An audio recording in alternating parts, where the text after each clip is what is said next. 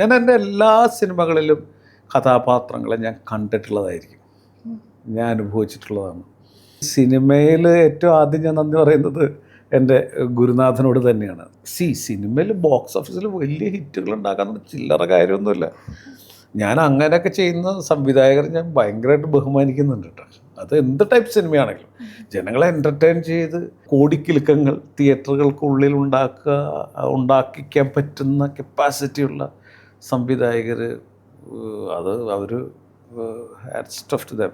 ശരിക്കും ഈ സിനിമയ്ക്ക് നമ്മുടെ സൊസൈറ്റിയിൽ ഒരു ഇൻഫ്ലുവൻസ് ഉണ്ടാക്കാൻ പറ്റുമെന്ന് വിശ്വസിക്കുന്ന ഒരാളാണ് സർ? എനിക്കറിയില്ല. ഇപ്പോൾ സോഷ്യൽ മീഡിയയിൽ ജയറാമനെ കുറിച്ച് പലരും ട്രോളുകൾ വളരെ ട്രോളെന്നു അത് പറഞ്ഞു എന്നൊക്കെ പറഞ്ഞിട്ടൊക്കെ എനിക്കറിയില്ല. പറഞ്ഞിട്ടുണ്ടാകാം, പറഞ്ഞിട്ടില്ലാതിരിക്കാം. ഇപ്പോഴും എനിക്ക് കുറെ കൂടി നന്നായിട്ട് ചെയ്യാമായിരുന്നു എന്നൊക്കെ തോന്നിയൊരു സിനിമയായിരുന്നു പയ്യൻസ്. നമസ്കാരം. ദി മല്ലു മൈക്കിൻ്റെ പുതിയൊരു എപ്പിസോഡിലേക്ക് എല്ലാ പ്രേക്ഷകർക്കും സ്വാഗതം. ഇന്ന് നമ്മുടെ കൂടെയുള്ള ആളെ പറ്റി പറയുകയാണെങ്കിൽ ലോനപ്പൻ്റെ മാമോദീസ, പയ്യൻസ്, അങ്ങനെ നിരവധി സിനിമകളിലൂടെയും ഷോർട്ട് ഫിലിംസിലൂടെയൊക്കെ സക്സസ് ആയി എക്സ്പീരിയൻസ് ആയിട്ടുള്ള ഒരു ഡയറക്ടറാണ് ലിയോ തദേവുസ്. സർ നമസ്കാരം, welcome to the show. Sir, എങ്ങനെയാണ് ഈ നിയോ ഫിലിമായിട്ടുള്ള ഒരു കണക്ഷൻ? എങ്ങനെയാണ് സാറിൻ്റെ എല്ലാ വീഡിയോസിലും കുറേ സപ്പോർട്ട് ചെയ്തിട്ടുള്ള പോസ്റ്റൊക്കെ കാണാം ഇൻസ്റ്റാഗ്രാമിൽ. എങ്ങനെയാണ് ഈ നിയോ ഫിലിമായിട്ടുള്ള ഒരു റിലേഷൻഷിപ്പ്? നിയോ ഫിലിം സ്കൂള് അതൊരു ഫിലിം സ്കൂളാണ്. കഴിഞ്ഞൊരു 15 വർഷത്തിലേറെയായിട്ട് കേരളത്തിൽ വളരെ സ്ട്രോങ് പ്രസൻസാണ്. ഞാൻ അതിൻ്റെ സ്കൂൾ ഡയറക്ടറായിരുന്നു. ഇപ്പോഴല്ല, ഞാൻ എൻ്റെ സ്കൂൾ ഡയറക്ടർ, അതിന് മുമ്പ് എൻ്റെ വൈസ് ചെയർമാൻ ആയിരുന്നു. പിന്നെ അത് ആ ഒരു ടീം വളരെ എന്താ പറയുന്നത്, ഇങ്ങനെ കേരളത്തിൽ കുറേ അധികം ചെറുപ്പക്കാരെ ടെക്നീഷ്യൻസ് ആയിട്ടുള്ള പലരും ആക്ടേഴ്സിനൊക്കെ കേട്ടോ അങ്ങനെ വാർത്തെടുത്തിട്ടുള്ളൊരു സ്കൂളാണ്. അതുകൊണ്ട് അങ്ങനെയാണ് ഞാൻ അതിൻ്റെ ഒരു ബന്ധം എന്ന് പറയുന്നത്, ഒരു വൈസ് ചെയർമാനും ഡയറക്ടറും എന്ന നിലയിൽ. സാറിൻ്റെ ആദ്യത്തെ ഫിലിമാണല്ലോ പച്ചമരത്തണല്ല. അപ്പോൾ ആ ഫിലിമിൻ്റെ ടൈറ്റിൽ തന്നെ ഇങ്ങനെ കാണിക്കുന്നുണ്ട്, എന്നെ സപ്പോർട്ട് ചെയ്ത എല്ലാ നല്ല മനസ്സുകൾക്കും നന്ദി എന്ന് പറഞ്ഞിട്ട്. അപ്പോൾ ഇപ്പോൾ ഈ ഒരു സ്റ്റേജിൽ നിൽക്കുമ്പോൾ ആ നല്ല മനസ്സുകളെ ഓർക്കുമ്പോൾ ആരെയൊക്കെയാണ് മെയിനായിട്ട് ഓർമ്മ വരുന്നത്? അയ്യോ, അത് ഓരോ കാലഘട്ടത്തിൽ ഓരോ മനുഷ്യനാണല്ലോ നമ്മളിങ്ങനെ ഹെൽപ്പ് ചെയ്യുന്നത്. ഞാൻ ഭദ്രൻ സാറിൻ്റെ അസോസിയേറ്റ് ഡയറക്ടറായിരുന്നു. അപ്പോൾ ഭദ്രൻ സാറിൻ്റെ കൂടെയാണ് ഞാൻ വർക്ക് ചെയ്ത് തുടങ്ങിയത് സിനിമയിൽ. അപ്പോൾ ഏറ്റവും ആദ്യം ഞാൻ ഞാൻ നന്ദി പറയുന്നത് എൻ്റെ ഗുരുനാഥനോട് തന്നെയാണ്. സാറാണ് ശരിക്കും പറഞ്ഞാൽ എൻ്റെ എന്താ പറയുന്നത്, ഒരു വഴിവിളക്കെന്നൊക്കെ നമുക്ക് പറയാൻ പറ്റുന്ന. പിന്നെ അങ്ങനെ ധാരാളം പേര് നമ്മുടെ ജീവിതത്തിൽ, പിന്നെ എൻ്റെ ഭാര്യ, അങ്ങനെ പിന്നെ ധാരാളം പേര് നമ്മളെ, കാരണം ഒരു ആർട്ടിസ്റ്റൊന്നും ഒരിക്കലും അങ്ങനെ ഒറ്റയ്ക്ക് കാര്യങ്ങൾ മുന്നോട്ട് കൊണ്ടുപോകാൻ പറ്റും. പലരും ഇങ്ങനെ പറയാറുണ്ട്, ഇങ്ങനെ എന്താ എൻ്റെ സ്വന്തം കഴിവ്, എനിക്കങ്ങനെയൊന്നും ഒരിക്കലും പറയാൻ പറ്റില്ല. ഒരിക്കലും ഒരു ആർട്ടിസ്റ്റിനും അങ്ങനെ ഒരു സ്വന്തമായിട്ട് നിൽക്കാൻ പറ്റുമെന്ന് എനിക്ക് തോന്നിയിട്ടില്ല. അയാൾക്ക് ആരെങ്കിലുമൊക്കെ സപ്പോർട്ട് ചെയ്യണം. അപ്പോൾ പക്ഷേ ഓരോ കാലഘട്ടത്തിൽ നമ്മൾ ഓരോരുത്തർ വന്നിട്ട് ഇങ്ങനെ കൈ തന്ന് കൈ പിടിച്ച് ഇങ്ങനെയൊക്കെ ആയിരിക്കും നമുക്കിങ്ങനെ പോവുക. അപ്പോൾ എൻ്റെ ജീവിതത്തിൽ കുറേ അധികം പേരങ്ങനെ ഉണ്ടായിട്ടുണ്ട്. ശ്രീനിവാസൻ മുതൽ, കാരണം എൻ്റെ ആദ്യത്തെ സിനിമ നായകനായിട്ട് അദ്ദേഹമാണ് വരുന്നത്. ആ സിനിമ പ്രൊഡ്യൂസ് ചെയ്യുന്നത് സുരേഷ് കുമാർ ആണ്, മേനക സുരേഷ് കുമാർ, രേവതി കലാമന്ദർ. അവരൊക്കെ എന്നെ ആദ്യമായിട്ട് അതിലേക്ക് ഹെൽപ്പ് ചെയ്യാൻ വന്നിട്ടുള്ള ആൾക്കാരാണ്. ഇപ്പോൾ ശ്രീനിവാസൻ സാറിനെ കുറിച്ചുള്ള ഓർമ്മകൾ എന്തൊക്കെയാണ്? മൂവിയിലെ സെറ്റിൽ ഉണ്ടായിട്ടുള്ള എന്തെങ്കിലും എക്സ്പീരിയൻസസ് ഒക്കെ ഓർമ്മ വരുന്നുണ്ടോ? പിന്നെ ശ്രീനേട്ടനായിട്ട് ഞാൻ ഈ കഥ പറയാനായിട്ട് ഞാൻ അദ്ദേഹത്തിൻ്റെ വീട്ടിലാണ്, കോയമ്പേട് ചെന്നൈയിൽ അദ്ദേഹത്തിൻ്റെ വീട്ടിലാണ് കഥ പറയാൻ പോകുന്നത്. എന്നെ ശ്രീനേട്ടിലേക്ക് അടുപ്പിക്കുന്നത് പ്രശസ്തനായിട്ടുള്ള മേക്കപ്പ് മാൻ പട്ടണം റഷീദാണ്. അപ്പോൾ ഞങ്ങൾ ഈ സിനിമ ഉടയോൻ സിനിമയൊക്കെ കഴിഞ്ഞ് നിൽക്കുന്ന സമയത്താണ് ഇങ്ങനെ എൻ്റെ അടുത്ത് ഞാനിങ്ങനെ കഥ പറയുക. ഞാൻ പല കഥകൾ റഷീദ് കേട്ട് ഇങ്ങനെ ഷെയർ ചെയ്യാറുണ്ട്. അങ്ങനെയാണ് ശ്രീനേട്ടൻ്റെ അടുത്തുനിന്ന് ശ്രീനേട്ടൻ കഥ കേൾക്കുന്നു. ശ്രീനേട്ടൻ കഥ കേട്ടതിന് ശേഷം എന്നോട് പറഞ്ഞതിലൊരു കഥ, ഒരു സിനിമയ്ക്ക് സാധ്യതയുണ്ട്, അപ്പോൾ ലിയോ അത് ഒന്നുകൂടെ വർക്ക് ചെയ്യുക, എന്നിട്ട് നമുക്കിരിക്കാം. അതായിരുന്നു എൻ്റെ ആദ്യത്തെ എന്താ പറയുന്ന ഒരു പോയിന്റ് എന്ന് പറയുന്നത്. പിന്നെ ശ്രീനേട്ടനായിട്ട് വർക്ക് ചെയ്യുമ്പോൾ ഉള്ളൊരു രസം എന്ന് പറഞ്ഞാൽ ഞാനെപ്പോഴും കണ്ടിട്ടുള്ള ഭയങ്കര ഇംപ്രവൈസേഷനാണ്. ഇപ്പം നമ്മളൊരു സീനൊക്കെ എഴുതി എല്ലാം സെറ്റാക്കിയിട്ട് രാവിലെ ഷൂട്ട് തുടങ്ങുന്നതിന് മുമ്പ് സീൻ വായിച്ച് കഴിയുമ്പോൾ പുള്ളി പറയും നമുക്ക് ഇതൊക്കെ സീനിൻ്റെ ക്രക്സൊക്കെ അങ്ങനെ തന്നെ ഇരിക്കും. ഡയലോഗുകൾ, അതിൻ്റെ ഡിസൈനൊക്കെ ചിലപ്പോൾ ആ സമയത്ത് ഇങ്ങനെ മാറും. അപ്പോൾ പുള്ളി അതിങ്ങനെ ജസ്റ്റ് പറയുള്ളൂ, നമുക്ക് ഇങ്ങനെ പിടിച്ചാൽ ഇത്ര പോരെ. അപ്പോൾ ഒരു സീനിൻ്റെ ഉള്ളിൽ നമുക്ക് ആ സീനിൻ്റെ എന്താണ് കൃത്യമായിട്ട് പറയേണ്ടത് അത് മാത്രം അതിലേക്ക് ഫോക്കസ് ചെയ്യാം. അപ്പോൾ ആദ്യമൊക്കെ ഇങ്ങനെ ശ്രീനേട്ടത് പറയുമ്പോൾ ഭയങ്കര ടെൻഷനായിരുന്നു. പിന്നെ അത് എനിക്ക് തന്നെ ഒരു എക്സസൈസ് ആയില്ല. ഏറ്റവും ഇൻട്രസ്റ്റിംഗ് ആയിട്ടുള്ളൊരു കാര്യം, ശ്രീനേട്ടൻ ആ പടത്തിലൊരു വിഗ് ഉണ്ടായിരുന്നു. ആ വിഗ് ഞങ്ങൾ കുറേ നാളുകൾ മുമ്പ് ഒക്കെ ഡിസ്കസ് ചെയ്ത് 2 വിഗ് മാറ്റിയൊക്കെ റെഡിയാക്കി എല്ലാം വെച്ചിട്ട് ഷൂട്ട് തുടങ്ങാനായിട്ട് ഇന്ന് രാവിലെ ഷൂട്ട് തുടങ്ങാണ്. ശ്രീനേട്ടൻ മേക്കപ്പൊക്കെ കഴിഞ്ഞ് വിഗ് ഇട്ട് വന്ന് കണ്ണാടിയിൽ വന്ന് നോക്കിയപ്പോൾ പുള്ളിക്കാരൻ എന്തോ അങ്ങോട്ടൊക്കെ അങ്ങ് ജെല്ലാവണില്ല. അങ്ങനെ റഷീദ് ഖാനെ വിളിച്ചു, ഒരു പ്രശ്നമുണ്ട് ശ്രീനേട്ടനായിട്ടും സംസാരിക്കുന്ന, ശ്രീനേട്ടൻ അത്ര കംഫർട്ടബിൾ അല്ല. അപ്പോൾ പുള്ളി അതിലൊരു കാർട്ടൂണിസ്റ്റായിട്ടാണ്. അപ്പോൾ എന്നിട്ട് അവിടെ വെച്ച് നമ്മൾ ഡിസൈഡ് ചെയ്താൽ നമ്മൾ വിഗ് മാറ്റാം എന്നൊക്കെ പറഞ്ഞു. അങ്ങനെ ഓരോ ദിവസവും ഓരോരോ കൊച്ചു കൊച്ചു കാര്യങ്ങളുടെ, പക്ഷെ നമുക്കതൊക്കെ എനിക്കതൊരു ലേണിംഗ് ആയിട്ട് തോന്നാം. എങ്ങനെയാണ് നമുക്ക് കിട്ടുന്നൊരു ഫ്ലോ, അല്ലെങ്കിൽ നമുക്ക് ആ മൊമെൻറ്റിൽ കിട്ടുന്നൊരു ഇതുണ്ടല്ലോ, ഒരു റെസ്പോൺസ്, അല്ലെങ്കിൽ ഒരു പക്ഷേ നേച്ചേഴ്സ് റെസ്പോൺസ് ഒക്കെ ആയിരിക്കും അത്. അപ്പോൾ അതിനോട് നമ്മളിങ്ങനെ ഭയങ്കര റിസീവിങ് മോഡിലിരിക്കണം. അപ്പോൾ അതല്ലെങ്കിൽ പിന്നെ ഭയങ്കര പ്രശ്നമായിരിക്കും, അല്ലെങ്കിൽ ഭയങ്കര കോൺഫ്ലിക്റ്റുകൾ ഉണ്ടാകും. പക്ഷെ അതൊക്കെ പലപ്പോഴും അദ്ദേഹമായിട്ടുള്ളതിൽ അതൊക്കെ എനിക്ക് വളരെ പോസിറ്റീവായിട്ടാണ് തോന്നിയിട്ടുള്ളത്. ഈ പച്ചമരത്തണൽ സിനിമയിൽ തന്നെ അൽഫോൻസ് ജോസഫിന്റെ മ്യൂസിക്, അതിൽ നമ്മുടെ ചിത്രത്തൂവൽ വരിയായി എന്നുള്ള പാട്ടുകൾ ഇപ്പോൾ എല്ലാവരും തന്നെ ഒരു പ്രാവശ്യമെങ്കിലും മൂളിയിട്ടുള്ള ഒരു പാട്ടായിരിക്കും. അപ്പം അങ്ങനെ ഒരു മ്യൂസിക് ആ സിനിമയെ എത്രമാത്രം ഹെൽപ്പ് ചെയ്തിട്ടുണ്ട്? അൽഫോൻസ് എനിക്കൊരു മ്യൂസിക് ഡയറക്ടർ എന്നതിലുപരി എൻ്റെ ഒരു ചൈൽഡ്ഹുഡ് ഫ്രണ്ട് എന്നൊക്കെ വേണമെങ്കിൽ പറയാം. കോളേജ് ടൈം മുതലുള്ള എൻ്റെ വളരെ അടുത്ത സുഹൃത്താണ്. ഞങ്ങൾ ഒരുമിച്ചാണ് താമസവും ഒക്കെ ഉണ്ടായിരുന്നത് ബാച്ചിലർ ടൈമിലൊക്കെ. അപ്പോൾ ഈ സിനിമയുടെ സമയത്ത് പ്രത്യേകിച്ച് ഇപ്പോൾ നിങ്ങളെ നോട്ട് ചെയ്ത ആ പാട്ട്, അതെനിക്ക് എനിക്ക് വളരെ പറയണമെന്ന് തോന്നുന്ന ഒരു പാട്ടാണ്. അത് ഈ വയലാറിൻ്റെ മകനാണ് ശരത് ചന്ദ്രവർമ്മയാണ് അത് എഴുതിയിട്ടുള്ളത്. ഞാൻ വിഷ്വലുകളൊക്കെ പറഞ്ഞു കൊടുത്ത് ഇങ്ങനെ കുട്ടികളുടെ ഒരു സ്കൂളിലെ ഒരു പെർഫോമൻസാണ്, ഒരു പ്രോഗ്രാമാണ്. അപ്പോൾ പ്രോഗ്രാമിൽ ഇങ്ങനെ കുറേ പിള്ളേർ ഇങ്ങനെ ഈ ബട്ടർഫ്ലൈ ഇതൊക്കെ വെച്ചിട്ട് അതൊക്കെയാണ് ഡാൻസ്, അങ്ങനെയൊക്കെ ഇതുകളൊക്കെ പറഞ്ഞു കഴിഞ്ഞിട്ട് പുള്ളി ആദ്യം പറഞ്ഞ വരിയാണ് ഈ ചിത്രത്തൂവൽ വരിയായി. അതൊരു പുള്ളി എനിക്കതിങ്ങനെ എക്സ്പ്ലെയിൻ ചെയ്ത് തരികയായിരുന്നു. ആ വാക്ക് ഭയങ്കര, ആ പാട്ടിന് ഭയങ്കര പ്രത്യേകത, ഭയങ്കര വെസ്റ്റേൺ സ്റ്റൈലിലുള്ള ഒരു ഓർക്കസ്ട്രേഷനും ഭയങ്കര ഇൻട്രസ്റ്റിംഗ് ആയിട്ടുള്ള. പിന്നെ സ്കൂളിലെ കുട്ടികൾക്കൊക്കെ പെർഫോമൻസസിനൊക്കെ ആ പദങ്ങൾ ഉപയോഗിക്കാറുണ്ട്. എനിക്ക് അൽഫോൻസ് ശരിക്കും പറഞ്ഞാൽ ഭയങ്കര ഗ്രേറ്റ് മ്യൂസീഷ്യനായിട്ട് എനിക്ക് ഇനിയും വലിയ പൊട്ടൻഷ്യലുള്ളൊരു മ്യൂസിക് ഡയറക്ടറായിട്ട് എനിക്ക് എപ്പോഴും തോന്നിയിട്ടില്ലാണ്. ഈ ശരത്ചന്ദ്രൻ്റെ പുള്ളി അതിന് ശേഷം ഈ ഭയങ്കര ഹിറ്റായിട്ടുള്ള പാട്ടില്ല, അനുരാഗ വിലോചനനായി എന്നൊക്കെ പറയുന്നത്, അദ്ദേഹത്തിൻ്റെ പദങ്ങളുടെ പ്രയോഗം, ചില വാക്കുകൾ എനിക്ക് തോന്നുന്നു അർത്ഥം പോലും മനസ്സിലാകേണ്ട വരില്ല പലപ്പോഴും, അതുപോലും മനസ്സിലാകേണ്ട നമ്മുടെ ഉള്ളിലേക്ക് ഇങ്ങനെ കയറും. എനിക്കതുപോലൊരു ഇതാണ് എനിക്ക് ചിത്രത്തൂവൽ എന്ന് പറയുന്നൊരു വാക്കിൽ എനിക്ക് കിട്ടിയൊരു വൈബ് എന്ന് പറയുന്നത്. അത് ആ സിനിമയെക്കുറിച്ച് പറയുമ്പോൾ തന്നെ എല്ലാവരുടെയും മനസ്സിൽ എന്തായാലും ആ പാട്ട് ഒരു പ്രാവശ്യം അത്രയും ഭംഗിയായിട്ട് പാടിയതാണെങ്കിലും അതിന് സൗണ്ട്, ആ മ്യൂസിക്കിന് തന്നെ മാച്ച് ചെയ്തുകൊണ്ടുള്ള സൗണ്ട്, സൈനോരൊക്കെ അതിന്. അതെ സൈനോരൊക്കെ പാടിയത്. അത് അൽഫോൻസ് ഭയങ്കര, അൽഫോൻസിന് പിന്നെ ആ ഒരു വെസ്റ്റേൺ ഈസ്റ്റേൺ രണ്ടിനെ കുറിച്ചിട്ടും നല്ല ഡീപ്പ് നോളജ് ഉള്ള ഒരാളാണ്. അപ്പോൾ അതിൻ്റെ ഒരു കോറൽസും അതിൻ്റെ പാർട്സ് സെറ്റ് ചെയ്യാനും അതിൻ്റെ ഓർക്കസ്ട്രേഷനൊക്കെ ഭയങ്കര വെസ്റ്റേൺ ആ ഒരു ഇതിലൊക്കെ അതൊക്കെ ചെയ്യും. പിന്നെ സിനിമയിൽ പ്രധാനപ്പെട്ട ഒരു മൊമെൻ്റാണ് ആ പാട്ട്, ആ കുട്ടീനെ കാണുന്നതും ആ കുട്ടിയിലൂടെയുള്ള കഥ പോകുന്നത്. അപ്പോൾ അങ്ങനെ അത് ഭയങ്കരമായിട്ട് ഹെൽപ്പ് ചെയ്തെന്ന് തോന്നിയിട്ടുള്ളൊരു ഇതാണത്. അതുപോലെ അടുത്ത മൂവി ആയിരുന്നല്ലോ പയ്യൻസ് എന്ന് പറഞ്ഞത്. അപ്പോൾ ആ ഒരു കാലഘട്ടത്തിൽ യൂത്തിൻ്റെ ചില പ്രശ്നങ്ങൾ, ശരിക്കും സാധാരണക്കാരുടെ ലൈഫിൽ നടക്കുന്ന കാര്യങ്ങളാണല്ലോ ആ മൂവിയിൽ പോർട്രേ ചെയ്തിരിക്കുന്നത്. അപ്പോൾ ആ സിനിമ അന്ന് പക്ഷെ അത് ആൾക്കാർക്ക് അത് ഫുള്ളി അത് കൺവേ ആയി എന്ന് ഫീൽ ചെയ്യുന്നുണ്ടോ? ഇല്ല, ഇപ്പോഴും എനിക്ക് കുറെ കൂടി നന്നായിട്ട് ചെയ്യാമായിരുന്നു എന്നൊക്കെ തോന്നിയൊരു സിനിമ ആയിരുന്നു പയ്യൻസ്. പക്ഷേ പലപ്പോഴും ചില മാതാപിതാക്കളൊക്കെ കുറേ പേര് തന്നെ ഈ പയ്യൻസ് സിനിമ കണ്ടിട്ട്, ആ പയ്യൻസിൽ ജോസി, എൻ്റെ മോൻ ജോസി എന്നാണ് ജയസൂര്യയുടെ ക്യാരക്ടർ പേര്, ജോസിയുടെ പോലെയാണ് എന്ന് പറയുന്നത്. കൂടുതൽ അതൊരു ആ റിലേഷൻഷിപ്പിൻ്റെ ഇതിൽ നിൽക്കുന്ന ഒരു ടൈപ്പ് ഓഫ് സിനിമയാണത് പയ്യൻസ് എന്ന് പറയുന്നത്. അപ്പനും അമ്മയും മകനും എന്ന് പറയുന്നൊരു ഒരു സംഭവം. അപ്പോൾ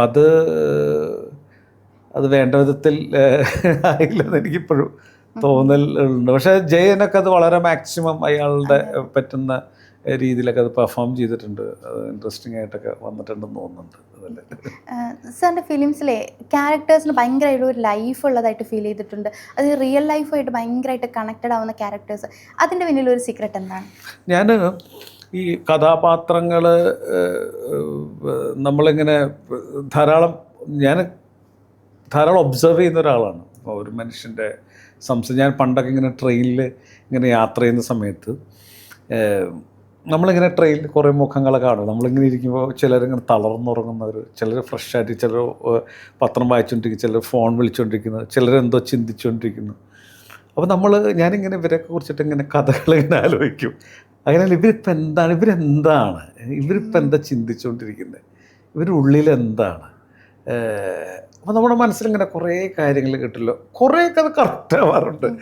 അപ്പം നമ്മുടെ ചുറ്റുമുള്ള ഒരാളുകളായിട്ട് ഞാനിങ്ങനെ സംസാരിക്കുക. ഞാനെപ്പോഴും മനുഷ്യരെക്കുറിച്ച് പറയുമ്പോൾ എനിക്ക് ശരിക്കും ഉള്ളിലിങ്ങനെ എൻ്റെ കണ്ണൊക്കെ നിറയാറുണ്ട്. കാരണം എനിക്ക് അങ്ങനെ ഹ്യൂമൻ എന്ന് പറയുന്നത് എനിക്ക് ഭയങ്കര പെട്ടെന്ന് കണക്റ്റഡ് ആവും ആളുകളായിട്ട്. അങ്ങനെ എനിക്ക് തോന്നിയിട്ടുണ്ട്. അപ്പോൾ അവരൊക്കെ ഓരോ മനുഷ്യനും വലിയ വലിയ ആൾക്കാരാണ്. അവർ ജോലി അങ്ങനത്തുള്ള കാര്യങ്ങളൊന്നുമല്ലല്ലോ, കുറേ വലിയ മനുഷ്യരാണ് ഈ ഭൂമിയിലുള്ളത്. ഭയങ്കര സംഭവങ്ങളാണ് ഈ ഭൂമിയിലുള്ളത്. അതിലിപ്പോൾ ഒരാൾ ഇന്ത്യൻ പ്രസിഡൻ്റായിരുന്നോ അല്ലെങ്കിൽ ഇന്ത്യൻ പ്രധാനമന്ത്രിയോ ചെറിയ ജോലി അങ്ങനെ നമുക്ക് ചെയ്യാൻ പറ്റില്ല. അപ്പോൾ ഇവരൊക്കെ നമ്മളിങ്ങനെ നിരീക്ഷിക്കുക എന്ന് പറയുന്നൊരു സംഭവം. അപ്പോൾ അതുകൊണ്ട് തന്നെ ആ നിരീക്ഷണത്തിൻ്റെ ഉള്ളിൽ നിന്ന് നമുക്ക് കിട്ടുന്ന ചില അങ്ങനെയുള്ള എലമെൻറ്റുകളാണ് എപ്പോഴും കഥാപാത്രങ്ങളിൽ ഞാൻ ഇംപ്ലാന്റ് ചെയ്യാൻ. ഞാൻ എൻ്റെ എല്ലാ സിനിമകളിലും കഥാപാത്രങ്ങളെ ഞാൻ കണ്ടിട്ടുള്ളതായിരിക്കും, ഞാൻ അനുഭവിച്ചിട്ടുള്ളതാണ്. എനിക്ക് തോന്നിയിട്ടുള്ളൊരു എൻ്റെ എല്ലാ സിനിമകളും ഭാഗ്യവശാലും നിർഭാഗ്യവശാലും ഞാൻ തന്നെ എഴുതിയിരിക്കുന്നത്. അപ്പോൾ അതിൽ ഉപയോഗിക്കുന്ന വാക്കുകളാണെങ്കിൽ പോലും ഞാൻ എപ്പോഴെങ്കിലും കേട്ടിട്ടുള്ള എൻ്റെ പരിസരങ്ങളിൽ പറഞ്ഞു കേട്ട കാര്യങ്ങളൊക്കെയാണ് ഉപയോഗിക്കുന്നത്. അപ്പോൾ അതുകൊണ്ടായിരിക്കും കഥാപാത്രങ്ങളെ പലപ്പോഴും ജോസിയാണെങ്കിലും ഇപ്പോൾ ലോനപ്പനാണെങ്കിലും പിന്നെ ഏത് സിനിമകളിലാണെങ്കിലും ഞാൻ അങ്ങനെ മാക്സിമം ശ്രമിക്കാറുണ്ട്. അതൊക്കെ ഏത് തലം വരെ എത്തിയെന്ന് എനിക്കറിയില്ല.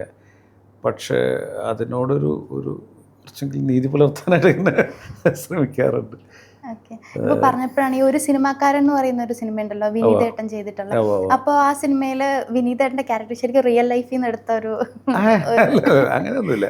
റിയൽ ലൈഫ് അങ്ങനെ കുറേ പേര് എൻ്റെ അടുത്ത് ചോദിച്ചിട്ടുണ്ട്. അങ്ങനെ റിയൽ ലൈഫ് സിനിമക്കാരൻ എന്ന് പറഞ്ഞ സിനിമയിൽ ആ ജീവിതം ഇഷ്ടംപോലെ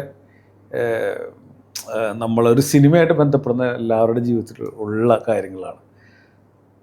അതെൻ്റെ ജീവിതത്തിൽ ഉണ്ടായിട്ടുണ്ടോ എന്ന് വെച്ചാൽ എൻ്റെ ജീവിതത്തിൽ ഉണ്ടായിട്ടൊക്കെ ഉണ്ട്. അത് എന്ന് പറഞ്ഞാൽ അങ്ങനത്തെ ഒക്കെ ഒരു സംഭവമല്ല. പക്ഷേ നമ്മുടെ ജീവിതത്തിലും ആ കാലഘട്ടങ്ങളിലൂടെ കടന്നു പോകുമ്പോൾ ഈ ഒരു ഫിലിം മേക്കർ അയാളെപ്പോഴും ആ സിനിമയിൽ പറയുന്നുണ്ട്, അയാളൊരു സ്വപ്നജീവിയാണെന്ന് പറയുന്നുണ്ട്. അയാളിങ്ങനെ എപ്പോഴും ഇങ്ങനെ ചിന്തിച്ചുകൊണ്ടേയിരിക്കും. ഇപ്പോൾ എന്താ ഇത്ര 80 വയസ്സ് കഴിഞ്ഞ സ്പീൽബർഗിൻ്റെ പടം ദ ഡിസ്ക്ലോഷർ ഡേ റിലീസായി. അദ്ദേഹത്തിന് ഈ വയസ്സിലിങ്ങനെ അയാളിങ്ങനെ ഡ്രീം ചെയ്യാൻ പറ്റുന്നുണ്ടായിരിക്കും, ആൾക്കത് ചെയ്യാൻ പറ്റുന്നുണ്ടാവും. അപ്പോൾ അവർക്കൊരു പലപ്പോഴും ഇങ്ങനെ റിയൽ സ്പേസിൽ പല കാര്യങ്ങൾ ഈ സിനിമ പ്രത്യേകിച്ച് എഴുത്തുകാരെ സംവിധായകർ അവരെന്ന് വെച്ചിട്ടുണ്ടെങ്കിൽ പിന്നെ കുറച്ചുകൂടി മറ്റ് ടെക്നിക്കൽ വർക്ക് ചെയ്യുന്നവർ കുറച്ചുകൂടി റിയലിസ്റ്റിക് ആയിരിക്കും. മറ്റവരെ സംബന്ധിച്ച് പാട്ടെഴുത്തുകാർ, സിനിമ ഡയറക്ടേഴ്സ്, എഴുത്തുകാരൊക്കെ സംബന്ധിച്ചിടത്തോളം കുറച്ചും കൂടി അവരങ്ങനെ സ്വപ്ന ജീവികൾ. അപ്പോൾ ആ റിയാലിറ്റി ചിലപ്പോഴൊക്കെ ഇങ്ങനെ വിട്ടുപോകും. അപ്പോൾ അത് ഇവരുടെ ഉള്ളിലൊക്കെ പ്രശ്നങ്ങളുണ്ടാക്കും, കുടുംബത്തിൽ പ്രശ്നം ഉണ്ടാക്കും. റിലേറ്റീവ്സ് ഇപ്പോൾ ഒരു കല്യാണം വന്നു അല്ലെങ്കിൽ ഒരു മരണം വന്നു, അവർക്ക് ചിലപ്പോൾ അതിനേക്കാളും ഞാൻ ചാലിപ്പാല എന്ന് പറഞ്ഞിട്ടൊരു നടനുണ്ട്, അദ്ദേഹം പറഞ്ഞു കേട്ടിട്ടുണ്ട്, അദ്ദേഹത്തിൻ്റെ അച്ഛൻ മരിച്ച ആ ദിവസം അന്ന് വൈകുന്നേരം പുള്ളി സെക്കൻഡ് ഷോയ്ക്ക് പോയി. അത് സ്നേഹമില്ലാണ്ടൊന്നും ആയിരിക്കണമെന്നില്ലേ, പ്രയോറിറ്റിയുടെ ഒരു പരിപാടി, പ്രയോറിറ്റി അല്ല കേട്ടോ, എന്തോ ഒരു സംഭവം. അപ്പോൾ അതിങ്ങനെ പല സമയത്തും അങ്ങനെ ഇവരിൽ ഭയങ്കര മാനസിക സമ്മർദ്ദങ്ങളും ജീവിതത്തിൻ്റെ ഭയങ്കര പ്രശ്നങ്ങളൊക്കെ ഉണ്ടാക്കാറുണ്ട്. അതൊക്കെ ഈ സിനിമക്കാരനിൽ ഉണ്ട്. പലപ്പോഴും അത് എങ്ങനെയാണ് അത് ഹാൻഡിൽ ചെയ്യേണ്ടതെന്ന് അറിയാൻ പറ്റാണ്ട് പോവുക. എങ്ങനെ പക്ഷേ അതൊക്കെ അറിയാവുന്ന ഒരാളിങ്ങനെ കൂടെ സഞ്ചരിക്കുക. അതാണ് രജിഷയുടെ കഥാപാത്രമായിട്ട് അയാളെ മനസ്സിലാക്കുന്ന ഒരാൾ ഇങ്ങനെ കൂടെ അയാൾക്കൊപ്പം ഇങ്ങനെ മുന്നോട്ട് കൊണ്ടുപോവുക എന്ന് പറയുന്നൊരു സംഭവം എനിക്ക് തോന്നുന്നു എല്ലാ സിനിമയായിട്ട് ബന്ധപ്പെടുന്ന സിനിമയെ വളരെ ജെന്യുവിനായിട്ട് കാണുന്ന എല്ലാവരിലും ആ ഒരു ജേണി 100% ഉണ്ടായിരിക്കും എനിക്ക് തോന്നുന്നു. അതിൽ വിനീതേട്ടനെ കാസ്റ്റ് ചെയ്യാമെന്നുള്ളൊരു തോട്ട് എങ്ങനെയാണ് വന്നേ? അത് ശരിക്കും പറഞ്ഞാൽ ലാൽ ജോസാണ് എൻ്റെ അടുത്ത്, ലാലുച്ചേട്ടനാണ് തന്നെ എനിക്ക് എൻ്റെ അടുത്ത് ആദ്യമായിട്ട് ഇങ്ങനെ സജസ്റ്റ്. വേറൊരു നടനായിരുന്നു, ഇപ്പോഴത്തെ ഒരു സൂപ്പർ സ്റ്റാർ. അപ്പോൾ അദ്ദേഹം ചെയ്യാമെന്ന് സമ്മതിച്ചതുമാണ്. പിന്നെ ഡേറ്റുകൾ ഇങ്ങനെ പുഷ് ചെയ്ത് അത് ആക്ച്വലി ലാൽ ജോസ് LJ ആണത് ഡിസ്ട്രിബ്യൂട്ട് ചെയ്തേക്കുക. അപ്പോൾ ലാൽ ജോസിന് വന്നൊരു പ്രൊഡ്യൂസറാണ് തോമസ് പണിക്കർ എന്ന് പറഞ്ഞ. അപ്പോൾ അദ്ദേഹം ഞാനപ്പോൾ എനിക്ക് ഒരു പടം ഇത് ചെയ്യാൻ വേണ്ടിയിട്ട് അങ്ങനെ ഞങ്ങൾ ഇങ്ങനെ പല ഡിസ്കഷനിലാണ് ഇങ്ങനെ വിനീതിലേക്ക് എത്താം. പിന്നെ വിനീത് എന്ന് പറഞ്ഞ ക്യാരക്ടർ എനിക്ക് വളരെ കൃത്യമായിട്ട് എനിക്ക് തോന്നുന്നു. വിനീതിൻ്റെ അടുത്ത് ജസ്റ്റ് ഫ്രെയിം വർക്ക് പറഞ്ഞപ്പോൾ തന്നെ വിനീത് നമുക്കത് പെട്ടെന്ന് തന്നെ ചെയ്യാം. ആ സിനിമ സത്യത്തിൽ അതിലൊരു കാര്യമുണ്ട്. ആ സിനിമ എന്താ പറയുന്നത് ചെയ്യാൻ കാരണം എന്താ വെച്ചിട്ടുണ്ടെങ്കിൽ ഞാനിതുപോലെ ഇടയ്ക്ക് ആ സമയത്ത് ശ്രീനേട്ടനൊക്കെ ഹെൽത്തി ആയിരിക്കുന്ന സമയമാണല്ലോ. അപ്പോൾ ഞാൻ ഇടയ്ക്ക് ഇങ്ങനെ ശ്രീനേട്ടൻ്റെ ഓരോ കാര്യങ്ങളൊക്കെ കാണാനൊക്കെ പോകുന്ന സമയത്ത് ഒരു 10-20 കഥയൊക്കെ ഇങ്ങനെ സംസാരിക്കും. പുള്ളി വെച്ച് ചെയ്യാനൊന്നുമല്ല, ഇങ്ങനെ വെറുതെ ഇങ്ങനെ അപ്പം എന്ത് ആ കഥ ഈ കഥ മറ്റേ കഥ വേറെ ആൾ ചെയ്ത കഥ, അപ്പോൾ പുള്ളി 3 കഥ പറയും. അങ്ങനെ പല കഥകൾ പറയുന്ന സമയത്ത് ഞാനിത് എപ്പോഴോ ഇത് ചെയ്ത് വെച്ചിട്ട് തോട്ടാണ്. അപ്പം ഞാൻ ഇത് പറഞ്ഞു. അപ്പോൾ പുള്ളി ഇതിലൊരു സിനിമ ഉണ്ടല്ലോ, ഇത് ചെയ്യാമല്ലോ, ഇത് ചെയ്തുകൂടെ എന്ന് ചോദിച്ചു. അപ്പം ഞാൻ അപ്പോഴാണ് ഞാൻ ചെയ്യുന്നത്, ഇത് ചെയ്യാം. അങ്ങനെ ഞാൻ തിരിച്ച് വീട്ടിൽ വന്നിട്ട് ഇങ്ങനെ കുറേ സ്ക്രിപ്റ്റിൽ അവിടെ ഇവിടെയൊക്കെ എഴുതി ഇതൊക്കെ ആക്കി വെച്ചിട്ടുണ്ട്. അപ്പോൾ അതിൽ നിന്ന് സ്ക്രിപ്റ്റ് തിരഞ്ഞ് കണ്ടുപിടിച്ച് അപ്പോൾ ഞാൻ തിരിച്ചു പോകുന്ന വീട്ടിലേക്ക് ഡ്രൈവ് ചെയ്യുന്ന സമയത്ത് പുള്ളി എന്നോട് ഒരു കോള് വന്നു ശ്രീനേട്ടൻ്റെ. എന്നിട്ട് ഇതിൽ ഒരു കഥാപാത്രത്തിൻ്റെ ഒരു സംശയം, ഈ മാലേനെ കുറിച്ച്, മാല ബാങ്കിൽ പണയം വെച്ചിട്ട് വരുന്നൊരു കാര്യമുണ്ട്, അതിനെക്കുറിച്ചിട്ട് പുള്ളി എന്നൊരു ഡൗട്ട് ചോദിച്ചു. അപ്പോഴാണ് എനിക്ക് തോന്നിയത്, ഇത് ചിലപ്പോൾ ചെയ്യാൻ പറ്റുമായിരിക്കും. അങ്ങനെയാണ് ആ പ്രൊജക്റ്റ് ശരിക്കും പറഞ്ഞാൽ അത് ചിന്തിക്കുക. ഒരാളെ ചെറിയൊരു എൻഡോഴ്സ്മെൻറ്റ് കിട്ടും, സപ്പോർട്ട് കിട്ടുമല്ലോ. അങ്ങനെയാണ് അതിലേക്ക് വരുന്നത്. പിന്നെ ലാൽ ജോസാണ് ശരിക്കും പറഞ്ഞാൽ എനിക്ക് എന്നെ വളരെ കാര്യമായിട്ട് പടം നടക്കാൻ സപ്പോർട്ട് ചെയ്ത ആൾ അദ്ദേഹമാണ്. അങ്ങനെയാണ് വിനീതിലേക്ക് എത്തുന്നത്. പിന്നെ വിനീതുമായിട്ടിരുന്ന് ഞങ്ങൾ ചെന്നൈയിലിരുന്നൊക്കെ ഒന്ന് ഷേപ്പ് ചെയ്ത് സിനിമയിലേക്കൊക്കെ എത്തുന്നത് അങ്ങനെയാണ്. ഇപ്പോൾ ഒരു ഡയറക്ടർ എന്നുള്ള നിലയിൽ നേരിട്ടിട്ടുള്ള ഏറ്റവും വലിയൊരു വെല്ലുവിളി എന്തായിരുന്നു ഇനീഷ്യൽ സ്റ്റേജിലൊക്കെ? അല്ല, ഡയറക്ടർ എന്നുള്ള നിലയിൽ നേരിടുന്ന ഏറ്റവും വലിയ വെല്ലുവിളി എന്ന് പറഞ്ഞാൽ സിനിമ ജനങ്ങളൊക്കെ ഇഷ്ടപ്പെടുത്തുക എന്നുള്ളതാണ്. സിനിമ ജനങ്ങൾ ഇഷ്ടപ്പെടുത്തുക എന്നുള്ളതിനേക്കാൾ ഉപരി വെല്ലുവിളി എന്താ വെച്ചാൽ സിനിമ കൂടുതൽ ജനങ്ങൾ ഇഷ്ടപ്പെടുത്തുക എന്നുള്ളതാണ്. അവിടെയാണ് ഡയറക്ടറുടെ എക്സിസ്റ്റൻസ് ഇരിക്കുന്നത്. അപ്പോൾ നമുക്കത് വലിയൊരു കോളാണ്. അതെങ്ങനെയാണ് നമ്മളൊരു സിനിമയെ സമീപിക്കേണ്ടത്. എൻ്റെ ഹൃദയത്തിൽ തോന്നുന്ന ഒരു സിനിമയാണോ ഞാൻ സമീപിക്കേണ്ടത്, അതോ ജനങ്ങളിപ്പോൾ ഇഷ്ടപ്പെട്ടുകൊണ്ടിരിക്കുന്ന ഒരു സിനിമയാണോ വേണ്ടത്, അതോ ഇപ്പോൾ ഇങ്ങനെ കാണുന്നൊരു ട്രെൻഡിൻ്റെ മേലെയുള്ളൊരു സിനിമയാണ് നമ്മൾ ഉണ്ടാക്കേണ്ടത്? ഇതെനിക്ക് തോന്നുന്ന എല്ലാ സംവിധായകർക്കും, എനിക്കറിയില്ല എല്ലാ സംവിധായകർക്കും ഉണ്ടാകുന്നത്, എന്നാലും ഒരുവിധമൊക്കെ സംവിധായകർക്ക് ഈ ഒരു കൺഫ്യൂഷൻ ഭയങ്കരമായിട്ട് ഉണ്ടായിരിക്കും. ഇങ്ങനെ ഏത് തരത്തിലുള്ള സിനിമയാണ് സമീപിക്കുക. ബാക്കിയുള്ള കാര്യങ്ങളെന്നൊക്കെ പറഞ്ഞാൽ നമുക്ക് പല ഹെൽപ്പുകളിൽ വെച്ചിട്ട് നമുക്ക് കൺട്രോൾ ചെയ്യാവുന്നതാണ്. ടെക്നിക്കലായാലും ഇപ്പോൾ ഒരു ആർട്ടിസ്റ്റിനെ കാണാം, അതൊക്കെ നമുക്ക്. പക്ഷേ ഈ ഒരു പ്രോസസ്സ് ഉണ്ടല്ലോ, ഈ സിനിമ ഞാനൊക്കെ ഇപ്പോൾ നേരിടുന്ന ഏറ്റവും വലിയ പ്രശ്നം എന്ന് പറഞ്ഞാൽ എന്ത് തരത്തിലുള്ള സിനിമ നമ്മൾ ഉണ്ടാക്കണം. എനിക്കങ്ങനെ ഒരു ട്രെൻഡ് പോലത്തെ, അപ്പോൾ ട്രെൻഡിൻ്റെ ഒരു പ്രശ്നം വരുന്ന ട്രെൻഡ് ഒരിക്കലും നമുക്കൊരു ആ ട്രെൻഡ് അവസാനിക്കുമ്പോൾ അടുത്ത ട്രെൻഡ് വരും. അപ്പോൾ ട്രെൻഡിനോട് കൺസിസ്റ്റൻ്റ് ഇല്ല. ട്രെൻഡിനോടൊപ്പം ഒരു ക്ലാസിക്കുകളും ട്രെൻഡിൽ ഉള്ളതല്ല. ക്ലാസിക് സിനിമകളൊന്നും ട്രെൻഡല്ല. അത് ആ ട്രെൻഡ് വെച്ച് ആ ട്രെൻഡിൽ തീർന്നു പോകുന്നൊരു കാര്യമാണ്. പിന്നെ നമ്മൾ ചിന്തിക്കുന്നത് ഇത് എത്രമാത്രം ജനങ്ങളിലേക്ക് ഈ സിനിമ എത്തണം.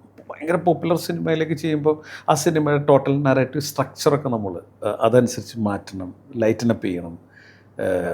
ജനങ്ങൾക്ക് അതെങ്ങനെയാണ് അത് ഡീൽ ചെയ്യേണ്ടതെന്ന് പറയുന്നൊരു കാര്യമുണ്ടല്ലോ. എനിക്കെപ്പോഴും ഉള്ള വെല്ലുവിളി ആ ഒരു ക്രിയേറ്റീവ് ആ തോട്ട് പ്രോസസ്സിൽ എന്തിലേക്ക് എത്തുക, എന്താണ് ഇപ്പോൾ പറയേണ്ടത്. പിന്നെ ഞാനൊരു കാര്യം എപ്പോഴും നോക്കുന്നത്, ഞാൻ വിശ്വസിക്കുന്ന 2-3 കാര്യങ്ങൾ. ഒന്നെന്ന് പറയുന്നത്, നമ്മളൊരു കാര്യം ഉണ്ടാക്കിയാൽ അത് കാണാനായിട്ട് നിൽക്കുന്ന ഒരു ജനം ലോകത്ത് എവിടെയെങ്കിലും ഉണ്ട്. അതുകൊണ്ടാണ് നമുക്ക് ആ ഒരു തോട്ട് നമ്മുടെ മനസ്സിൽ തോന്നുന്നത്. നിങ്ങളൊരു സൃഷ്ടി ഉണ്ടാക്കുകയാണെങ്കിൽ ആ സൃഷ്ടി ആസ്വദിക്കാനായിട്ടുള്ള ഒരു ഒരു ഒരു ഒരു ഓഡിയൻസ് വോട്ടെവർ അവർ ലോകത്ത് എവിടെയോ ഉണ്ട്. അവരിലേക്ക് ഇത് എത്തണം, ആ പോയിന്റിലേക്ക് ഇത് എത്തണം. അതാണ് അതിൻ്റെ ഏറ്റവും വലിയ പ്രത്യേകത. അപ്പോൾ അത് ആ ഒരു ബോധ്യം എനിക്കുണ്ട്. രണ്ടാമത്തെ ആളുകൾ സിനിമ കണ്ടതിന് ശേഷം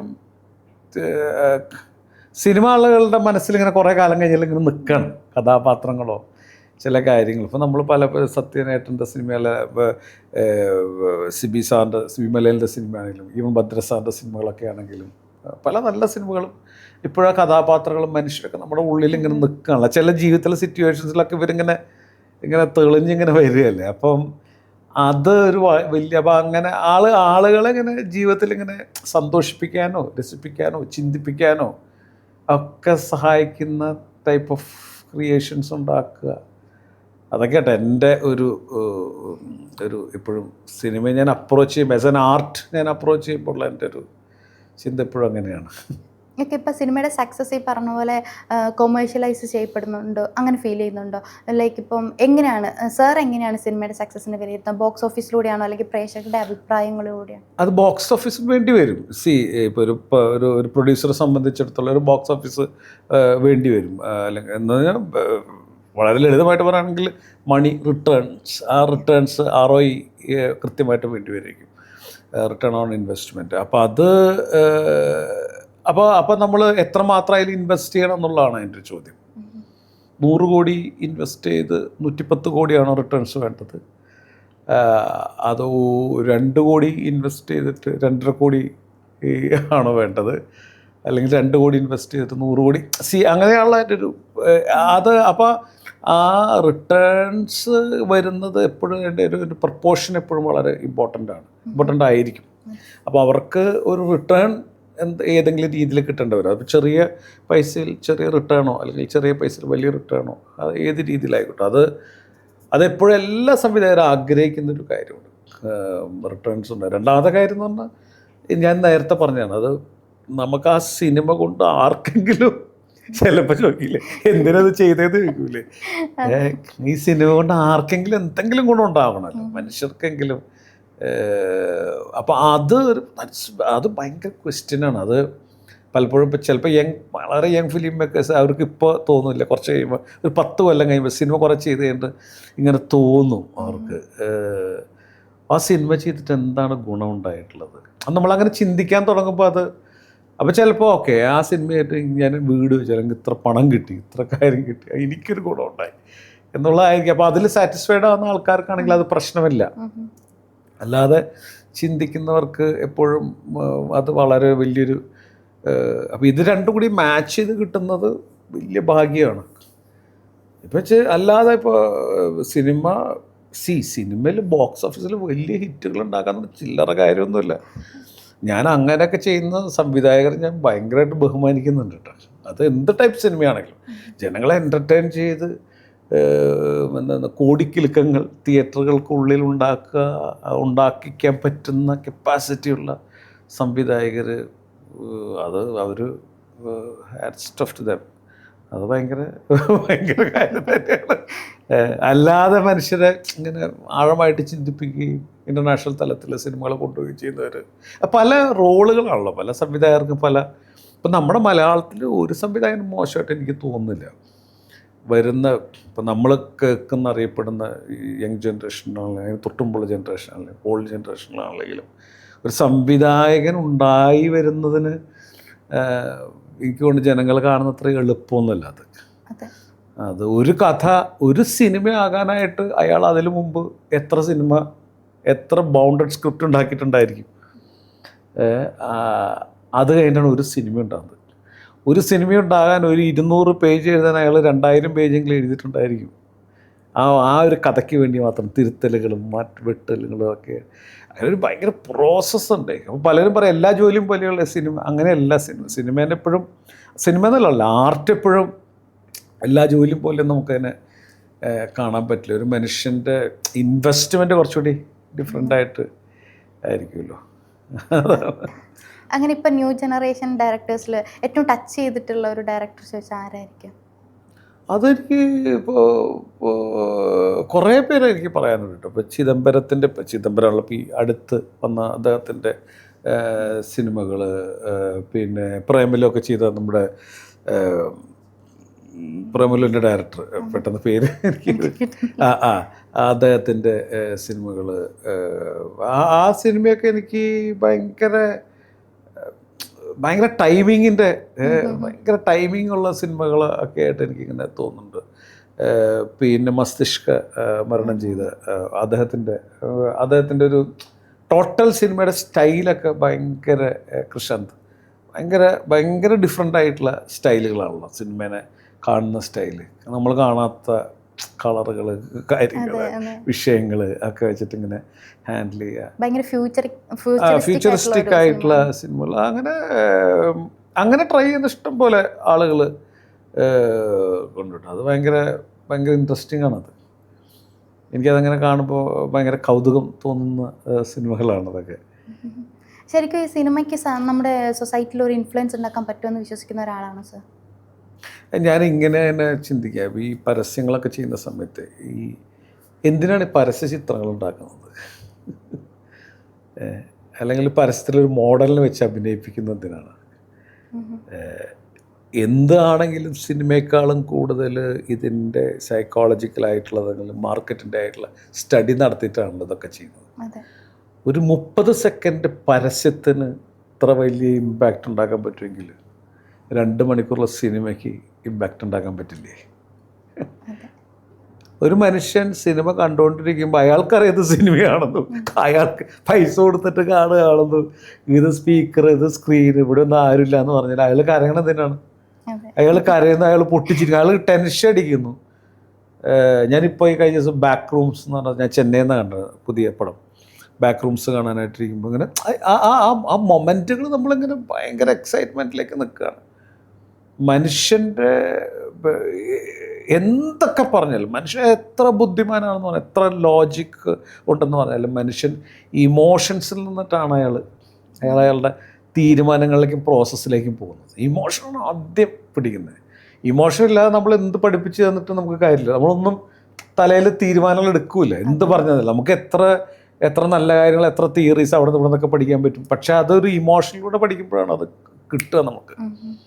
ആ സിനിമ അങ്ങനെയാണ്. അപ്പോൾ അതുകൊണ്ട് തന്നെ അതൊരു ആ രീതിയിലുണ്ടാക്കുന്ന അത് മനുഷ്യനെ മാറ്റും. അറ്റ്ലീസ്റ്റ് 2 മണിക്കൂർ നേരത്തേക്കെങ്കിലും. അല്ലെങ്കിൽ ഇപ്പോൾ ഭയങ്കര ബ്ലാസ്റ്റ് പോലുള്ള, അല്ലെങ്കിൽ ഭയങ്കര ആക്ഷൻ സിനിമ കണ്ടു കഴിഞ്ഞിട്ട് വണ്ടിയിൽ പോകുമ്പോഴോ അല്ലെങ്കിൽ വണ്ടി ഓടിക്കുമ്പോഴോ പുറത്തൊക്കെ ഇറങ്ങുമ്പോൾ അതിൻ്റെ ഒരു പവർ ആളുകൾക്ക് ഉണ്ടാക്കി, whether it is positive or negative, അതുണ്ടാവുമല്ലോ. അതിപ്പോൾ ഒരു വേറെ നല്ല സിനിമ കണ്ടാൽ ചിലപ്പോൾ അയാൾ കാമാകുന്ന ഒരു സിനിമയായിരിക്കും. ചില പ്രണയ സിനിമകൾ കണ്ടു കഴിഞ്ഞിട്ട് ആളുകൾ അങ്ങനെ, ഇപ്പോൾ വിണ്ണൈ താണ്ടി വരുമായ കണ്ടു കഴിഞ്ഞിട്ട് ആളുകൾ അങ്ങനെ മൂവ് ഓൺ ചെയ്തിട്ടുണ്ട്. അങ്ങനെയൊക്കെയുള്ള പല, അത് 100%. അതിപ്പോൾ ഇല്ല, അത് കലയാണ്, ആർട്ടാണെന്നൊക്കെ പറയുന്നത് തന്നെ വലിയ മണ്ടത്തരമാണ്. കാരണം അത് എന്താ പറയുന്നത്, അതിൻ്റെ സൈക്കോളജിക്കലായിട്ടത് ശരിയല്ല, ആർട്ടിസ്റ്റിക്കലായിട്ടത് ശരിയല്ല. സിനിമയും ഇതുകളൊക്കെ മനുഷ്യൻ ചിന്തിച്ചിട്ടല്ലല്ലോ കരയുന്നത്. ഓക്കെ, ഇവിടെ ഒരു ഇമോഷനിൽ ഞാൻ കരഞ്ഞ, അങ്ങനെയൊന്നും ചിന്തിച്ചിട്ടല്ലോ കരയും. ഇമോഷൻ ഇങ്ങനെ വരികയല്ലേ. അതൊക്കെ ഇൻഫ്ലുവൻസ് ചെയ്യും, 100% ഇൻഫ്ലുവൻസ് ചെയ്യും. അതിലൊന്നും ഒരു അപ്പോൾ നമുക്ക് ഈ നെഗറ്റീവ് ഷെയ്ഡുള്ള മൂവീസ് ഒക്കെ, അപ്പോൾ അത് ഭയങ്കര നെഗറ്റീവായിട്ട് സൊസൈറ്റിനെ ബാധിക്കില്ലേ? പിന്നെ അതിനെന്ത് സംശയം? അങ്ങനെ ബാധിച്ചത് കൊണ്ടാണല്ലോ പലപ്പോഴും ചരിത്രത്തിലൊക്കെ അങ്ങനെയുള്ള ധാരാളം സംഭവങ്ങൾ ഉണ്ടായിട്ടുണ്ട്. ഞാൻ കേട്ടിട്ടുണ്ട്, പിങ്ക് ഫ്ലോയിഡ് എന്ന് പറഞ്ഞ മ്യൂസിഷ്യൻ്റെ പണ്ട് we don't need not education എന്നൊക്കെ പറഞ്ഞ പാട്ട്, വളരെ പണ്ട്, എനിക്ക് തോന്നുന്നത് 70s 80s ആണെങ്കിൽ, കാലഘട്ടം കറക്റ്റായിട്ട് ഓർക്കുന്നില്ല. അത് യൂറോപ്പിൽ ആ പാട്ട് ബാൻ ചെയ്യും, കാസറ്റുകൾ കൂട്ടത്തോടെ എടുത്ത് കത്തിക്കുകയും ചെയ്തൊരു സംഭവം ഉണ്ടായിട്ടുണ്ട്. അത് കുട്ടികളിലേക്ക് കുട്ടികൾ സപ്രസ്ഡ് ആയിരിക്കുന്ന ഒരു സമയമൊക്കെയാണ് ഒക്കെ ശരിയാണെങ്കിലും ആ ആ ആ ഒരു ആ ഒരു കാലഘട്ടത്തിൽ തന്നെ ഭയങ്കര ഷേക്ക് ചെയ്തു ആളുകളെ. അപ്പോൾ അത് ആക്ച്വലി അത് പോസിറ്റീവ് ഇൻറ്റൻഷൻ അതിലുണ്ടെങ്കിലും പക്ഷെ അത് ഭയങ്കര നെഗറ്റീവ് ഇൻറ്റൻഷനിലേക്ക് അത് മൂവ് ചെയ്തിട്ടുണ്ട്. അപ്പോൾ ഇപ്പോൾ ഹീറോ ഭയങ്കര നെഗറ്റീവായിട്ട് കാണുക എന്ന് നമ്മളെ, അല്ലെങ്കിൽ നെഗറ്റീവായിട്ടുള്ള ഹീറോസിന് കൂടുതൽ കയ്യടികൾ ലഭിക്കുന്നു. നെഗറ്റീവായിട്ടുള്ള ആളെ വെച്ചിട്ട് ചില കഥാപാത്രങ്ങൾ ഭയങ്കരമായിട്ട് അവരിലൊരു ട്രാൻസ്ഫോർമേഷൻ ചിലപ്പോൾ ഒരു പക്ഷെ ഉണ്ടാകാതെ അവരൊരു ഭയങ്കര നായക സങ്കല്പത്തിലേക്ക് ചില സിനിമകൾ കൊണ്ടുപോകുന്നു. അങ്ങനെയൊക്കെ വരുമ്പോൾ ആ നെഗറ്റീവായിട്ടുള്ള ആളുകൾ സമൂഹത്തിൽ ഭയങ്കര പുലികളാണ് എന്ന് തോന്നുന്ന ഒരു ഇപ്പം തന്നെ നമ്മൾ നോക്കിയാൽ നമ്മളൊക്കെ യൂട്യൂബിലും പല ചാനലുകളിലും ഏറ്റവും കൂടുതൽ വ്യൂവർഷിപ്പ് കിട്ടുന്നത് അങ്ങനെയുള്ളതിലേക്കാണല്ലോ. അങ്ങനെയുള്ള വ്യക്തികളുടെ റീലുകളായിരിക്കാം അവരുടെ ലൈഫ്. അപ്പോൾ അതൊരു മാനസികമായിട്ട് അല്ലെങ്കിൽ ഒരു ബാലൻസ് ഇല്ലാത്തൊരു സൊസൈറ്റീനെ അത് ഉണ്ടാക്കുന്നുണ്ട്. അങ്ങനെയുള്ള ചിത്രങ്ങളാകാം, അങ്ങനെയുള്ള കാര്യങ്ങൾ അതിനെ നമ്മൾക്ക് അതിന് കൂടിക്കൊണ്ടിരിക്കുകയാണ്. അപ്പോൾ അതുണ്ടാവും, തീർച്ചയായിട്ടും ഉണ്ടാവും. അങ്ങനെ തന്നെയാണ് എനിക്ക് തോന്നുന്നത്. സപ്പോസ് ഇപ്പോൾ ഒരു ഇൻ്റർവ്യൂയുടെ കാര്യം തന്നെയാണെങ്കിൽ ആൾക്കാർക്ക് കൂടുതൽ ഇഷ്ടം ഭയങ്കര ഫണ്ണൊക്കെ ആയിട്ട് ഭയങ്കര തമാശയൊക്കെ പറഞ്ഞ് തഗ്ഗുകളൊക്കെ പറയുന്നത് അങ്ങനെയുള്ള ഇൻ്റർവ്യൂസാണ് കൂടുതലും ആൾക്കാർ കാണുന്നത്. സിനിമയെക്കുറിച്ച് പറയുന്നത് അല്ലെങ്കിൽ അവരുടെ എക്സ്പീരിയൻസ് ഒക്കെ ഷെയർ ചെയ്യുന്നത് കാണാനുള്ള ഓഡിയൻസ് അവരുടെ വ്യൂ മൊത്തത്തിൽ ചേഞ്ച് ആയിരിക്കുകയാണ്. സിനിമേനെയും അത് ബാധിച്ചിട്ടുണ്ടെന്ന് തോന്നുന്നു. അല്ല, തമാശയൊക്കെ നല്ലതാണ്. ഞാൻ തമാശ പറയാൻ കേൾക്കാൻ ആഗ്രഹിക്കുക ചെയ്യുന്ന ഒരാളാണ്. തമാശയും ഒക്കെ നല്ലതാണ്. പക്ഷേ എന്താ പ്രശ്നം വരാന്ന് വെച്ചാൽ നമ്മുടെ ഈ ബ്രെയിൻ റോട്ടിനെ കുറിച്ചിട്ട് ഇപ്പം നമ്മൾ എല്ലാവരും ഇങ്ങനെ കേട്ടുകൊണ്ടിരിക്കുക. ഇങ്ങനെ നമ്മളിങ്ങനെ റീലുകൾ ഇങ്ങനെ മാറ്റി തമാശകൾ ഇങ്ങനെ കേട്ടുകൊണ്ടിരിക്കുന്നു, അല്ലെങ്കിൽ കാര്യങ്ങളിങ്ങനെ കണ്ടുകൊണ്ടിരിക്കുന്നെങ്കിൽ നമ്മുടെ ബ്രെയിനിൽ ഒരു ഇങ്ങനെ കിട്ടുന്ന നമ്മുടെ മീഡിയയിലൂടെ ഇങ്ങനെ കിട്ടുന്ന കുറേ അധികം ഇൻഫർമേഷൻസ്, ആ ഇൻഫർമേഷൻസിൻ്റെ അല്ലെങ്കിൽ തന്നെ നമ്മുടെ ബ്രെയിൻ കൂടുതൽ എടുക്കുന്നത് നെഗറ്റീവായിട്ടുള്ള ഇൻഫർമേഷൻസാണ്. നമുക്കിഷ്ടം നെഗറ്റീവായിട്ടുള്ള ഇൻഫർമേഷൻസ് എടുക്കാനാണ്. അല്ല, ഒരു സിനിമയെക്കുറിച്ചിട്ട് പോസിറ്റീവ് റിവ്യൂ പറയുന്നത് കേൾക്കാൻ ആർക്കത് വലിയ താല്പര്യമില്ല. അയാളെപ്പോൾ വലിച്ചു കയറുന്നത് അത് കേൾക്കാനായിട്ട്. നിങ്ങൾ ഇങ്ങനെ നോക്കിയാൽ എപ്പോഴും നമ്മുടെ സൊസൈറ്റിയിൽ എപ്പോഴും കലാപങ്ങൾ നടന്നുകൊണ്ടിരിക്കുകയല്ലേ. തെറിവിളികൾ, ചീത്തവിളികൾ, അതിനപ്പുറം പിടിക്കുന്നു ഇപ്പുറം പിടിക്കുന്നു, പുറത്തൊക്കെ ഇറങ്ങി ഹോണടി, വണ്ടിയിടി, പിടിക്കൽ, ബഹളം. മനുഷ്യൻ്റെ വീട്ടിൽ ചെന്നാൽ ഇതൊക്കെ കണ്ടുകൊണ്ടിരിക്കുന്ന ഒരാൾ വീട്ടിൽ ചെന്ന് അതിലും ഭയങ്കര എന്തിനാണ് മനുഷ്യൻ ഇത്രയ്ക്ക് പ്രക്ഷുബ്ധമായിട്ടുള്ളത്? ഞാനിപ്പോൾ ആദ്യ കാലഘട്ടങ്ങളിൽ ഇങ്ങനെ കണ്ടിട്ടുണ്ട്. ഞാൻ എന്നിട്ട് 12 എന്ന് പറഞ്ഞ സിനിമയിൽ ഞാനൊരു പാട്ട് അതിൽ എഴുതിയിട്ടുണ്ട്. അപ്പോൾ അതിലിങ്ങനെ ഈ നമുക്കിനി കലാപങ്ങളൊക്കെ നിർത്തിക്കൂടെ എന്നുള്ളതാണ്. നമ്മൾ എത്ര നാളായിട്ട് ഇങ്ങനെ കലഹിക്കുന്നു, സിസ്റ്റത്തോടാണെങ്കിലും ഇതിനോടാണെങ്കിലും സമരങ്ങളും നമ്മളിങ്ങനെ. അപ്പോൾ ആ ഒരു വിഭാഗം മുഴുവൻ അതിനെ ഭയങ്കരമായിട്ട് സപ്പോർട്ട്. നമ്മളിങ്ങനെ മനുഷ്യൻ കലഹിച്ചുകൊണ്ടിരിക്കുന്ന കലാകാരൻ കലഹിച്ചുകൊണ്ടിരിക്കുന്നതാണ് കലാകാരൻ എന്നൊക്കെ പറഞ്ഞാൽ അങ്ങനെയൊന്നുമില്ല. കലഹം തീർക്കുന്നവരോട് കലാകാരൻ. ടോൾസ്റ്റോയ് പറഞ്ഞിട്ടുണ്ട് അതിനെക്കുറിച്ചിട്ട്. എവിടെയൊക്കെ സൗന്ദര്യം അല്ലെങ്കിൽ വിരൂപമാക്കപ്പെട്ടിട്ടുണ്ടോ അവിടെയെല്ലാം സൗന്ദര്യത്തെ തിരിച്ചു കൊണ്ടുവരലാണ് കലാകാരൻ്റെ ദൗത്യം എന്ന് പറയുന്നത്. അപ്പോൾ ഈ കലഹങ്ങളൊക്കെ കുറച്ച് എല്ലായിടത്തും ഒരു പീസും കുറച്ച് കാലം പക്ഷേ അങ്ങനെ നമ്മുടെ സൊസൈറ്റി ഇതിലേക്ക് ഭയങ്കര ട്രെയിൻഡായി. നമ്മൾ ഇങ്ങനെ ഈ കലാപവും പ്രശ്നങ്ങളും അതും വഴക്കും നെഗറ്റീവും അതങ്ങനെ നമ്മൾ ഭയങ്കര ട്രെയിൻഡായി. നമ്മളിങ്ങനെ കൂടിക്കൊണ്ടിരിക്കുകയാണ്. നമ്മളതിന് ഹൈ പോയിന്റിലേക്ക് ഹൈ പോയിന്റിൽ എത്തിക്കഴിഞ്ഞിട്ടുണ്ടെങ്കിൽ പുറത്തിറങ്ങി വെട്ടും കുത്തുമായിരിക്കും. അതിൻ്റെ അടുത്ത ഘട്ടം എന്ന് പറയുന്നത് അതാണല്ലോ. അപ്പം അതിന് വലിയൊരു ഒരു ടൈം വേണ്ടി വരും. നമുക്ക് കൊറോണ നല്ലൊരു സമയമായിരുന്നു. അതിന് കുറച്ച് സമയം. ഇനിയിപ്പോൾ അതിലും വലുത് എന്തെങ്കിലും കിട്ടേണ്ടി വരും. എല്ലാവർക്കും ഒന്ന് വീണ്ടും കാം ഡൗൺ ആയിട്ട് എന്താണ് ഇതെന്നൊക്കെ പറഞ്ഞ ആൾക്കാർക്ക് ചിന്തിക്കാനൊക്കെ ആയിട്ട് അത് വരും കേട്ടോ. അതങ്ങനെ സൊസൈറ്റി ലോകം തന്നെ നമ്മളെങ്ങനെ എന്താ പറയുന്നത്, നമ്മൾ സെറ്റിൽ ഡൗൺ ചെയ്യിക്കും, നമ്മളെങ്ങനെ പതുക്കുന്ന റിന്യൂ ചെയ്യിക്കും. അങ്ങനെ എനിക്ക് തോന്നുന്നുണ്ട്. കോവിഡ് ടൈമിൽ ഭൂമിയുടെ ഇത് വ്യൂ തന്നെ മാറി, കുറെ പച്ചപ്പൊക്കെ കൂടി, അതെ പൊല്യൂഷനൊക്കെ കുറഞ്ഞു, അങ്ങനെയൊക്കെ ന്യൂസ്. മനുഷ്യർ നല്ല മനുഷ്യരായി, ഭയങ്കര സഹായിക്കല്, ഭയങ്കര സ്നേഹിക്കല്, എല്ലാവരും ഫോൺ വിളിക്കുക, സംസാരിക്കുക, മനുഷ്യത്വത്തെക്കുറിച്ച് സംസാരിക്കുക, പിന്നെ എല്ലാം നമ്മളൊക്കെ ഉൾപ്പെടുന്നതാണ് കേട്ടോ. അല്ലാണ്ട് നമ്മളതിൽ വലിയ അങ്ങനെയല്ല, നമ്മളും കൂടെ ഉൾപ്പെടുന്ന സമൂഹത്തിൽ ഉണ്ടാകുന്ന ഒരു കാര്യമാണ്. പക്ഷെ കുറേ പേരെങ്കിലും ഇങ്ങനെ ഇതിങ്ങനെ പറഞ്ഞുകൊണ്ടിരിക്കണം. പക്ഷെ ഇങ്ങനെ പറഞ്ഞുകൊണ്ടിരിക്കുന്നവർ അവരുടെ സമയം വേസ്റ്റായിട്ട് അവർക്ക് തോന്നരുത്. അതാണ് അതിൻ്റെ ഏറ്റവും വലിയൊരു കാര്യം എന്ന് പറയുന്നത്. ആർട്ടിലാണെങ്കിലും സംസാരിക്കുന്നവരാണെങ്കിലും ഇപ്പം ചിലരൊക്കെ ഇങ്ങനെ ഇപ്പം ഞാൻ യൂട്യൂബിലൊക്കെ ഇങ്ങനെ കണ്ട് ചില പ്രസംഗങ്ങളൊക്കെ പറയുന്ന ആൾക്കാരുണ്ട്. ഇങ്ങനെ ഈ എന്താ സെൽഫ് ഹെൽപ്പ് ടോക്സ് ഒക്കെ നടത്തുന്ന ആൾക്കാർ, അവരൊക്കെ ഇങ്ങനെ ലൈഫിൽ ഇങ്ങനെ മോട്ടിവേഷണൽ സ്പീക്കേഴ്സൊക്കെ. അപ്പോൾ ഇങ്ങനെ അതിൻ്റെ അടിയിലൊക്കെ വന്നിട്ട് ചിലരൊക്കെ കമൻറ്റ് ഇതൊക്കെ പറയാൻ എളുപ്പമാണ്, ഇതൊന്നും നടക്കൂല, ഇതിങ്ങനെ വെറുതെ പറച്ചിൽ മാത്രം. പക്ഷെ അങ്ങനെയല്ല കേട്ടോ. എനിക്കങ്ങനെ പലപ്പോഴും തോന്നിയിട്ടുണ്ട്. പറച്ചിലെപ്പോഴും നല്ലതാണ്, പ്രവൃത്തി അതിനേക്കാളും മനോഹരം. പക്ഷെ കുറേ പേരിങ്ങനെ പറഞ്ഞുകൊണ്ടിരിക്കണം. അതിങ്ങനെ പറഞ്ഞുകൊണ്ടിരിക്കുമ്പോൾ എന്താ ഗുണം ഉണ്ടാകുന്ന വെച്ചിട്ടുണ്ടെങ്കിൽ ആ വേവ്സ് ഇങ്ങനെ സ്പ്രെഡായിക്കൊണ്ടിരിക്കും. ആ പറച്ചിലുകൾ മനുഷ്യർക്ക് അവിടെ ഇവിടെയൊക്കെ ചില വാക്കുകളൊക്കെ ചിലർക്ക് വാക്ക് ഭയങ്കര പവർഫുള്ളാണ്. വാക്ക് മനുഷ്യനെ മാറ്റുന്ന സംഭവമാണ്. പക്ഷെ അത് നമുക്ക് കേൾക്കുന്ന ആൾ അങ്ങനെ ഒരു മൈൻഡ് ഓപ്പൺ ചെയ്ത് വെച്ചാലല്ലേ, അല്ലെങ്കിൽ ആ വേവ് അവിടെ ചെന്ന് അപ്പോൾ തീർച്ചയായിട്ടും അപ്പോൾ അതായത് റിസീവ് ചെയ്യുന്ന ആൾക്ക് നീഡുണ്ടാവണം. അപ്പോൾ നമ്മളതിൻ്റെ പ്രൊപ്പോർഷനാണ് അത് ചിന്തിച്ചാൽ നിങ്ങളുടെ 100 പേര് കേൾക്കുമ്പോൾ ഒരാൾക്കായിരിക്കും നിങ്ങളുടെ നീഡ്. പക്ഷെ ഒരാൾ ആവശ്യമുണ്ട് നമുക്ക്. അപ്പോൾ അത് നോക്കണ്ട. അത് ലക്ഷക്കണക്കിന് ആൾക്കാരുടെ അടുത്ത് നിങ്ങളിത് എത്തുമ്പോൾ നിങ്ങളെ ഒരു 10,000 പേര് നിങ്ങളെ വിമർശിച്ച് നിങ്ങളെ ഇങ്ങനെ ഇത് തള്ളിക്കളയുമ്പോൾ 2 പേര് നിങ്ങളെ സപ്പോർട്ട് ചെയ്യും. അങ്ങനെയൊക്കെയാണ് വലിയ കാര്യങ്ങൾ ലോകത്തുണ്ടായിട്ടുള്ളൂ. ലോകം മുഴുവൻ സപ്പോർട്ട് ചെയ്തിട്ട് ഒരാൾ ഭയങ്കര ഉയർച്ചയിലേക്ക് കയറി വന്ന ഏതാണ്? VD സതീശനെ മാറ്റി നിർത്തിയാൽ അത് മാത്രമായിരിക്കും റീസെന്റ് ഇതിൽ ഉണ്ടായിട്ടുള്ളൊരു കാര്യം. അല്ലാതെ അങ്ങനെ ഉണ്ടാവില്ല.